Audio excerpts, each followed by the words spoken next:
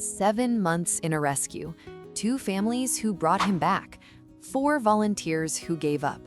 Everyone had the same warning: don't bother with that one. Then one woman walked in, sat down on the floor, and did absolutely nothing. And that changed everything.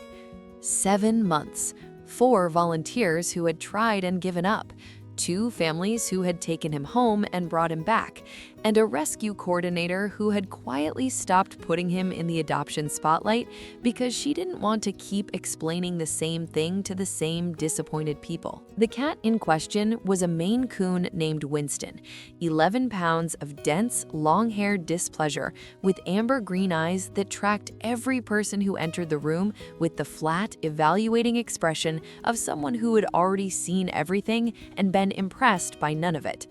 He did not hiss, he did not scratch.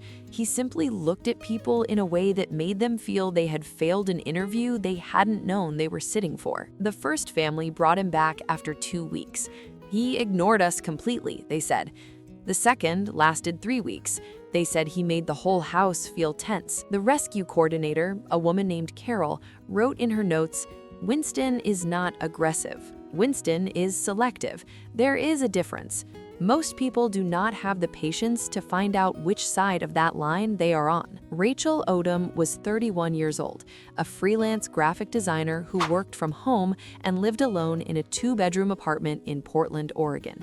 She had grown up with cats. She knew the difference between a cat that was difficult and a cat that was waiting. She had driven past the Millbrook rescue twice before finally stopping on a Wednesday afternoon in March that she had not planned anything else for. Carol walked her through the space: kittens, senior cats, a pair of bonded tabbies who needed to be adopted together. And then, at the far end of the room on a carpeted shelf near the window, Winston. He was sitting perfectly upright, staring at the parking lot outside with the focused attention of a security consultant who had already identified 6 potential vulnerabilities and was halfway through the 7th. Rachel stopped in front of his shelf. Winston turned his head slowly and looked at her. She didn't reach for him. She didn't make sounds. She didn't say anything at all. She just looked back. Carol said, "He doesn't usually let people get this close without moving away." Rachel didn't respond. She was still looking at Winston. Winston was still looking at her. Something was being decided, and neither of them was rushing it. After about 2 minutes, Rachel sat down on the floor cross-legged in front of his shelf and looked at the wall instead of at him. Carol watched this from across the room and said nothing. Winston looked at Rachel. Rachel looked at the wall. 3 minutes passed, then 4.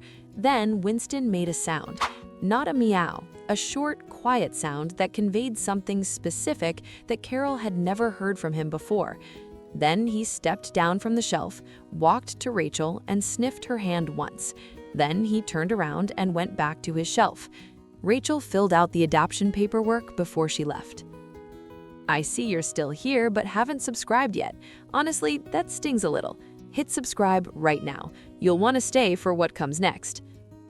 The first week, Winston operated entirely on his own terms, which Rachel understood and did not attempt to rework. He explored the apartment on his schedule. He ate when he chose.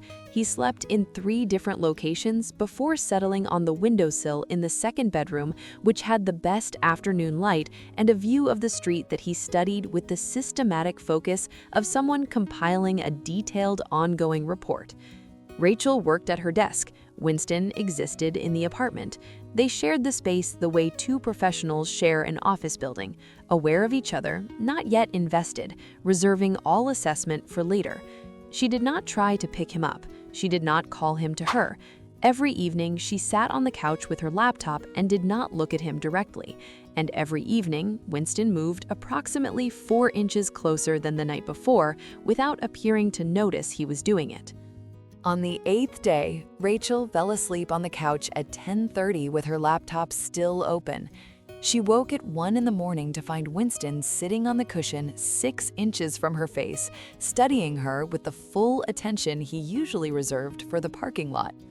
She held still. He had butted her once, slowly, directly on the forehead. Then he walked to her feet, curled up, and went to sleep. Rachel did not move for an hour and 40 minutes. She was not willing to risk it. What developed over the weeks that followed was quiet, incremental, and entirely Winston's design. He began appearing in the doorway of Rachel's office during work hours, observing without comment. He began sitting on the armrest of her chair during video calls, which her clients found alarming and which Rachel found quietly satisfying. He began appearing in the bathroom every morning with the supervisory energy of someone conducting a quality check, staying exactly as long as he felt necessary, and leaving without explanation. Maine Coons are among the most perceptive and emotionally intelligent cats ever bred. They do not trust quickly. They do not give attention carelessly. What reads as aloofness in a shelter environment is often something more deliberate, a careful process of deciding whether the person in front of them is genuinely worth the investment. Winston had assessed 2 families and found them wanting. He had assessed Rachel from a carpeted shelf for 4 minutes and arrived at a completely different conclusion. Stories like this are exactly why this channel exists. If this one is landing somewhere real for you, you already know. 6 weeks after the adoption, Rachel's friend Diane came over for dinner. Winston appeared from the hallway, walked directly past Diane without acknowledging her existence, stepped onto Rachel's foot, and sat down facing the room. "He doesn't really do people," Rachel said. "Does he do you?" Diane asked. Rachel looked down at 11 pounds of Maine Coon sitting on her foot with the expression of someone who had already decided everything and saw no reason to discuss it. "I think so," Rachel said. "He doesn't exactly announce it." That was 9 months ago. Winston still has the face, the flat, assessing expression that made Carol stop putting him in the adoption spotlight. He still studies the street from the window every afternoon. He still appears in the bathroom every morning without invitation or explanation. He still headbutts Rachel once on the forehead every night before she sleeps, unhurried, deliberate, on his own terms. He does not perform for visitors. He does not purr for strangers. He does not do anything he has not decided to do first. But every morning when Rachel sits down at her desk, Winston is in the doorway.